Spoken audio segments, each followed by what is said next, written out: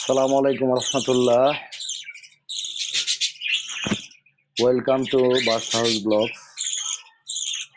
কেমন আছেন সবাই জানাবেন। আজকে আপনাদের মাঝে নিয়ে এসেছি আমি লিটন গাজী, বাস হাউস ব্লগসের পক্ষ থেকে একটি লং ভিডিওটি সম্পূর্ণ দেখবেন। ভিডিওতে অনেক কিছু শেখার আছে, জানার আছে, তাই দেরি না করে এখনই চলে যাচ্ছি মূল ভিডিওতে। আপনারা পাশে থাকবেন আর আমার চ্যানেলটিকে সাবস্ক্রাইব করে সাথে থাকবেন, বেল আইকনটি অল করে দিবেন, লাইক কমেন্ট শেয়ার করবেন। ধন্যবাদ সবাইকে। চলুন আমরা ভিডিওর মূল পর্বে যাই। সর্বপ্রথম আমাদের নতুন কয়েক জোড়া পাখি দিয়ে আপনাদেরকে দেখাবো, যেগুলো হচ্ছে আপনার আমরা নতুন কালেকশন করেছি বাস হাউস ব্লগসের। এটা হলো আমাদের নবাব নন্দিনী, আমরা এদের নামকরণ করেছি নবাব নন্দিনী। আজকে তাদের ভেজিটেবল ডে, শাকসবজি খাওয়াচ্ছি। তো এটা আমাদের নবাব, আর খাঁচার ভিতরে যে বক্সের ভিতরে যে চলে গেছে সে নন্দিনী। তো মোটামুটি আমাদের এখানে তারা আসার পরে একটা স্বাচ্ছন্দ্য বোধ করছে। আমরা তাদেরকে চেষ্টা করছি মানসিকভাবে হেল্প করার জন্য, যে এটা তোমাদের জন্য নিরাপদ জায়গা। তাই এদেরকে আমরা খুব সহজে মানিয়ে নিয়েছি, ওরাও আমাদেরকে মানিয়ে নেওয়ার চেষ্টা করছে। এটা হলো আমাদের সেই একটা কোকাটেল পেয়ার, এক প্রকার বলতে পারেন আমাদের খুব ভালো এক জোড়া পাখি, যেটা আমরা কালেকশন করেছি। তো তারপরে আপনাদেরকে আমরা আরেক জোড়া পাখি দেখাবো, সেটা হচ্ছে এই যে আমরা তাদেরও নামকরণ করেছি, তাদের নাম রাখা হয়েছে সবুজ সাথী। আজকে তাদেরও ভেজিটেবল ডে। আমরা চেষ্টা করছি আপনাদেরকে এই লং ভিডিওর মাধ্যমে এতটুকুই বোঝানো যে পাখিদের যত্ন নিলে তারা খুব ফুরফুরে মেজাজে থাকে। এই যে এটা হলো সবুজ মেলটা, সরি, হ্যাঁ, আর এটা হলো সাথী ফিমেলটা। তো এই আরেক জোড়া, এটার আপনার প্রকৃত এটার নাম হচ্ছে কুনুর গ্রিন চেক। আমরা তাদেরকে নিয়ে এসে তাদের নাম রেখেছি সবুজ সাথী। তো আপনারা কমেন্টসে জানাবেন যে আসলে কিরকম নামকরণ ভালো হলো, সুন্দর হলো কিনা। আমরা তাদেরকেও বক্স দিয়ে দিয়েছি, আর তারাও এখানে আসার পরে ফুরফুরে মেজাজে আছে। হ্যাঁ, অনেক সুন্দর ভাবে তারাও একটা পরিবেশ পেয়েছে। আগে যেখানে ছিল সেখানে এরকম মনোরম পরিবেশ ছিল না, যার কারণে আমরা আমাদের বার্ডস হাউসের কালেকশনে তাদেরকে নিয়ে আসি। তো আরেক জোড়া পাখি আছে, তাদেরকেও দেখাবো। এটার নামটার ব্যাপারে আপনারা আমাদেরকে কমেন্টসে জানিয়ে দিবেন। নামটা হলো সবুজ সাথী গ্রিন চেক দেখে আমি আর আমার ওয়াইফ তাদের নাম রেখেছি সবুজ সাথী। আজকে তাদের ভেজিটেবল ডে। আমার ম্যাক্সিমাম পাখিরই আজকে ভেজিটেবল ডে, শুধু যারা বাচ্চা করেছে তাদেরকে ভেজিটেবল দিচ্ছি না, হয়তো বা বাচ্চাদের পেট খারাপ হয়ে যাবে। হ্যাঁ, তারপরে আপনাদেরকে আরেক জোড়া পাখি দেখাই, আমাদের নতুন কালেকশন। আজকে তাদেরও ভেজিটেবল ডে। এটা হলো লাভ বার্ড, আমরা তাদের নাম রেখেছি আমাদের গ্রাম বাংলার একটা প্রকৃত নাম সুজন সখী। নিচেরটা সুজন, উপরেরটা সখী, মেল ফিমেল। এটাও একটা পেয়ার আমরা কালেকশন করেছি নতুন করে। তাদের খাবার, গ্রিড, ভেজিটেবল, ওয়াটার সবকিছু আমরা রেখেছি। তারপরে আপনার যে ক্যালসিয়ামের যে ইয়েটা, ওইটাও রেখেছি। তো মোটামুটি আকারে তারাও স্বাচ্ছন্দ্যময় আছে। আপনারা যারা পাখি লালন পালন করেন তারা জানেন যে পাখিগুলোর মেজাজ কিরকম থাকে। একটা পরিবেশ চেঞ্জ হইলে তারা ফুরফুরে মেজাজে হতে পারে না। তবে আমার পাখিগুলো খুব স্বাচ্ছন্দ্যে মানিয়ে নিয়েছে আমার বার্ডস হাউসটা। তো আমাদের এই তিনটা কালেকশন একবারে নতুন। আপনারা আপনাদের মতামত জানাবেন যে কিরকম হলো কালেকশনগুলো। আমরা একটু কাছের থেকে দেখাই। আমাদের সুজন সখী এখন একটু খাবার খেয়ে রেস্ট নিচ্ছে। পরবর্তীতে তারা ফুরফুরে মেজাজে চলে আসবে, খুব সুন্দর টিউনস করে। আমাদের গ্রিন চেকও খুব সুন্দর টিউনস করে। তারপরে আমাদের কোকাটেলও তারা একটা ফুরফুরে মেজাজে আছে। আমি আশা করছি আমি তাদের থেকে ভালো রেজাল্ট পাবো। চলুন এবার আপনাদেরকে নিয়ে যাই আমাদের আগের যে বার্ডস হাউজের কালেকশন ছিল, আমাদের আগের পুরানো যে বার্ডস হাউস যাদেরকে দিয়ে শুরু হয়েছে তাদের সাথে একটু পরিচয় করিয়ে দিই। আমাদের মাঝে এখন উপস্থিত টোনা, যে আবার বাজরিগারের বেস্ট কাপিলের ফিমেল টোনা। তো টোনা আমার প্রথম পাখি, যেটা দিয়ে আমি পাখির জগৎ শুরু করি। সাথে টুনিও আছে, আপনারা দেখতে পারবেন আমি একটু মুভ করলে সে আসবে। তো টুনিও আছে পাশে। টোনাটুনির পরে আপনাদেরকে আরেকটা পাখির সাথে পরিচয় করিয়ে দিই, সেটা হলো রংধনু। রং ভেজিটেবল ডে হিসাবে ভেজিটেবল খাচ্ছে, আর ধনু ডিমে তা দিচ্ছে। ও মাশাল্লাহ 5-6টা ডিম করেছে, ডিমে তা দিচ্ছে। আলহামদুলিল্লাহ, ওদের থেকে আমি ভালো ভালো পেয়ার পেয়েছি, ভালো ভালো পাখি পেয়েছি। এরপরে আপনাদেরকে আমি নিয়ে যাই আমাদের আরেক জোড়া পাখি, হ্যাঁ, লাইলি মজনুর কাছে। এই যে দেখেন আমাদের আরেক জোড়া পাখি লাইলি মজনু। তাদের খাঁচায় বাচ্চা আছে 5টা হাঁড়িতে।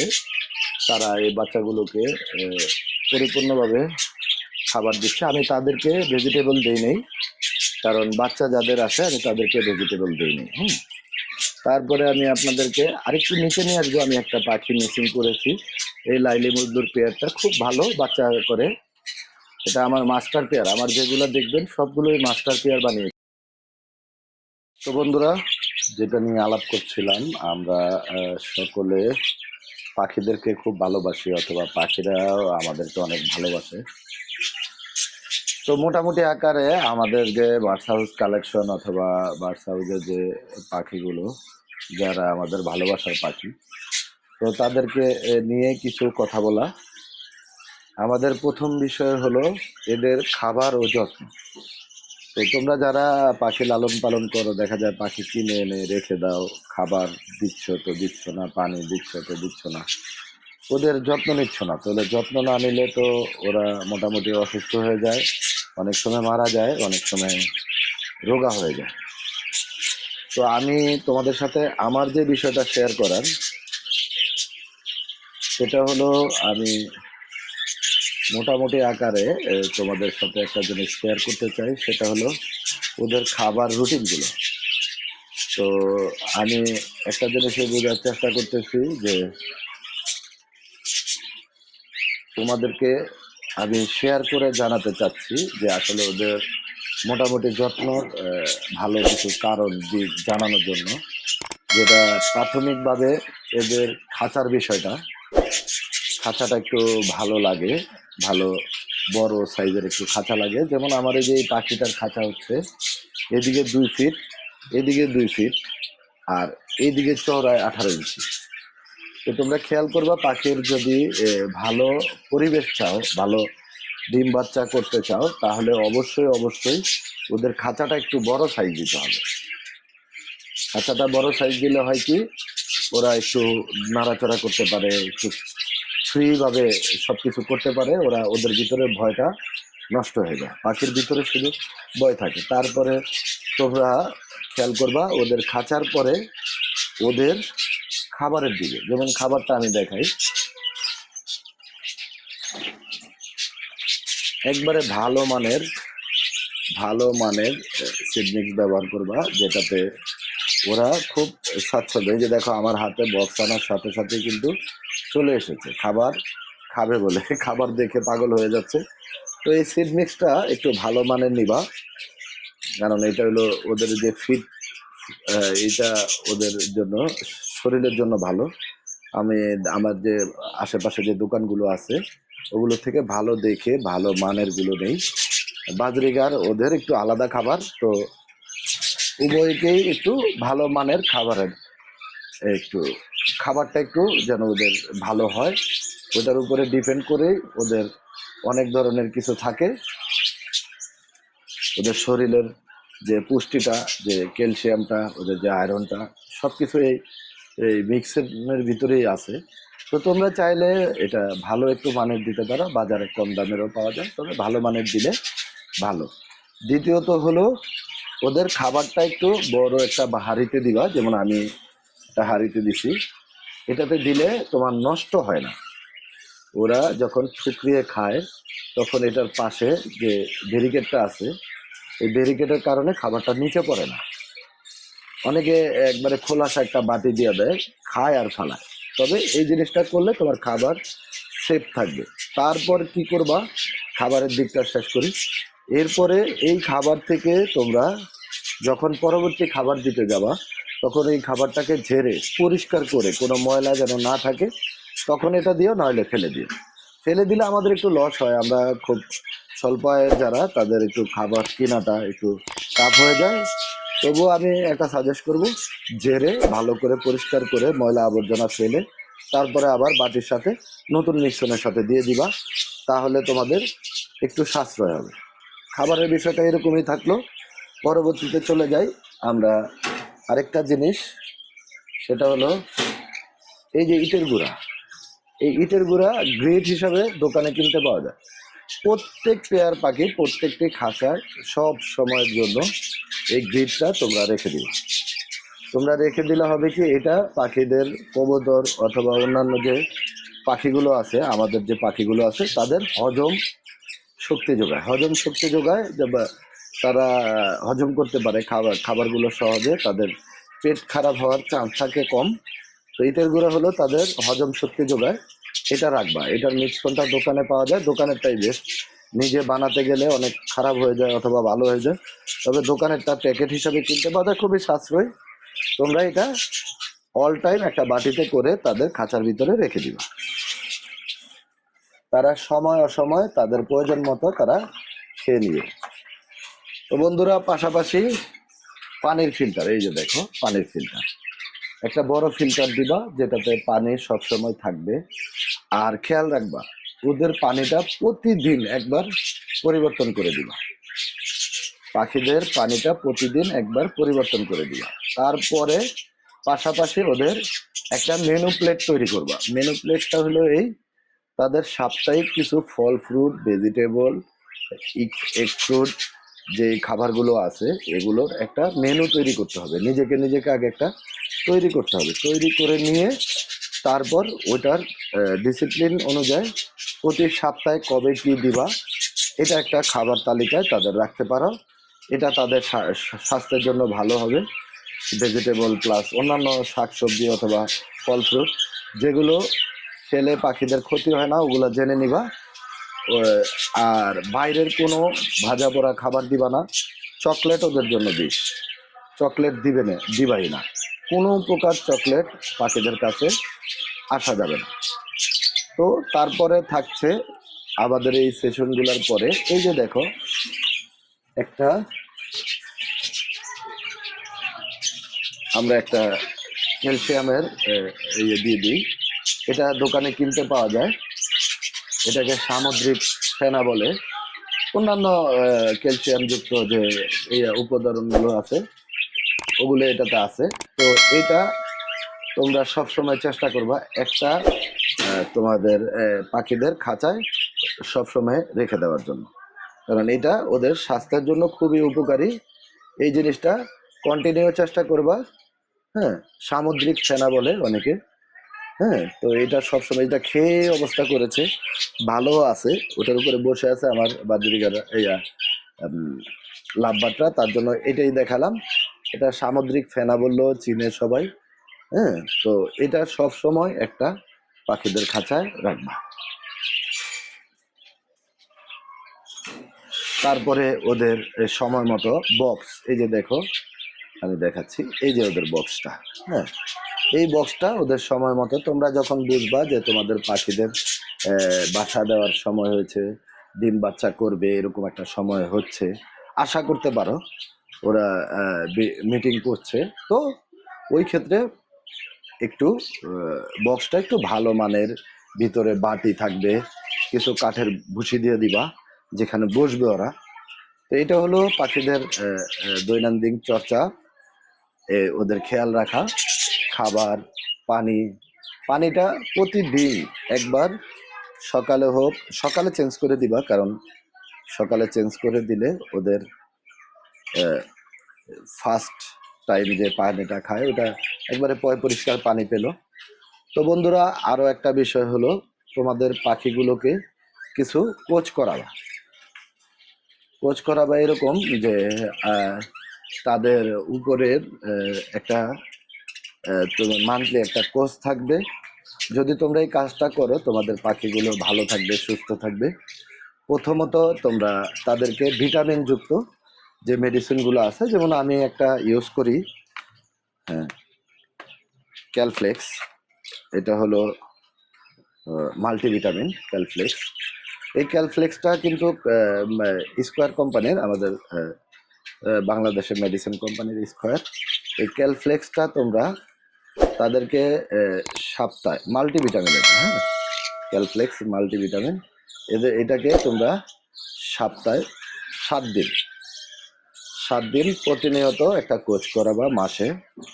তাদের এটা মাল্টিভিটামিন তাদের শরীরে যত দুর্বলতা আছে, যত ধরনের পুষ্টি ঘাটতি আছে, এটা থেকে তারা মিটিয়ে নিবে। এটা হলো তোমার মাল্টিভিটামিন, এটার নাম হচ্ছে ক্যালফ্লেক্স। এটা দিয়ে প্রথম 7 দিন তোমরা কোচ করাবা। আর এটার মূল এটা হলো একটা বিশেষত্ব আছে, বিশেষত্বটা হলো এটা থেকে ওরা যে খাওয়ার পরে, এই উপাদানটা খাওয়ার পরে যে ডিমটা করে, ওই ডিমটা একটু মজবুত হয়।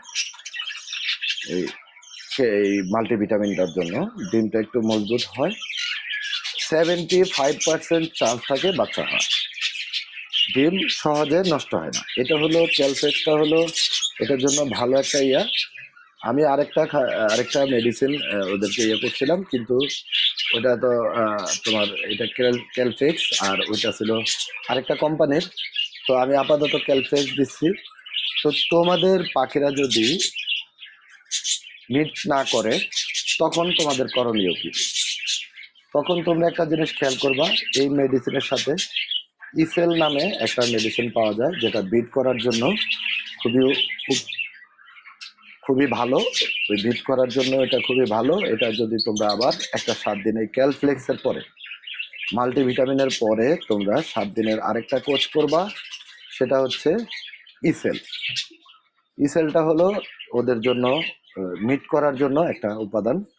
তো ওইটা আবার তোমরা এই 7 দিনের পরে ওই 7 দিন এই কোর্সটা করাবা। তো বন্ধুরা, মোটামুটি আকারে আমি তোমাদেরকে একটা আইডিয়া দিতে পেরেছি মেডিসিন, খাবার, পানি ও ওদের উপাদানগুলো। তো তোমরা যত পাখির যত্ন নিবা, পাখি তোমাদেরকে তত ভালো একটা রেজাল্ট দিবে। ডিম বাচ্চা করুক, ক্যাম হোক, অথবা অন্যান্য ভালোবাসা, সাউন্ড কোয়ালিটি, এগুলো সব ইত্যাদি ইত্যাদি মিলিয়ে তোমাদেরকে ভালো একটা ফেভার পাখি থেকে দিবে। কিন্তু পাখির যত্ন তোমাদেরকে নিতে হবে। পাখির যত্ন নিলে তোমাদেরকে ভালো কিছু পাখি দিবে। তো আমি তোমাদেরকে যতটুকু আমার জানা ছিল ততটুকু আমি জানালাম। তবে পাখির সবচেয়ে গুরুত্বপূর্ণ হলো পরিবেশ। আমি আমার বারান্দায় সেট আপ করেছি। তো তোমরাও তাদের পরিবেশ অনুযায়ী এমন কোনো জায়গায় পাখিকে রেখো না যেখানে পাখি আলো বাতাস পাচ্ছে না, হাওয়া, রোদ, বৃষ্টি কিছু পাচ্ছে না, তখন পাখিগুলো অসুস্থ হয়ে মারা যায়। তো এই দিকগুলো খেয়াল রাখবা, রেখে তোমরা এই পাখিগুলোকে সামনে এগিয়ে নিবা। তো তোমরা যারা এই পশু পাখি লালন পালন করো সবাইকে ধন্যবাদ জানাই, আর তাদের পাখিদের সুস্বাস্থ্য কামনা করি। আমার পাখিগুলোরও সবাই সুস্বাস্থ্য কামনা করো, আমার পাখিগুলো যেন সুস্থ থাকে, ভালো থাকে, এই দোয়া করো। আজকের মতো এখানেই বিদায় নিচ্ছি বার্ডস হাউস ব্লগসের পক্ষ থেকে। সকলকে আবারও ধন্যবাদ জানিয়ে বিদায় নিচ্ছি। আসসালামু আলাইকুম ওয়া রাহমাতুল্লাহি ওয়া বারাকাতুহু। সবাই ভালো থাকবেন, সুস্থ থাকবেন। আল্লাহ হাফেজ।